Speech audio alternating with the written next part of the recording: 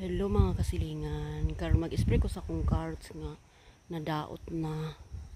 Lisod kay mga kasilingan nga pamaparehas imong tanom inani tapos mga brato pagid kaayo nga mahal kay nga abono.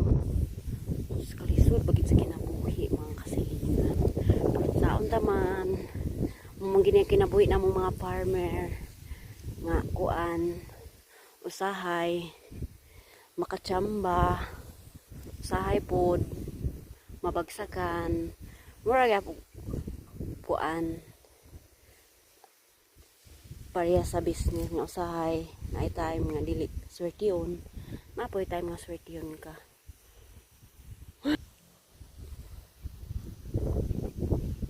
So kay mga kasilingan kailangan din ako siya i-sprayan og tarong ka para dili siya madaot.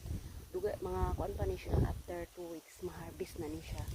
So sprayan sa nako mga kasilingan para dili ma-rot yang dahon kay daot na gid siya. So more to mga kasilingan na akon sa between Mount Kalatungan and Mount Kitanglad. Mount Kitanglad. New Zealand. Mura na siya nasa New Zealand.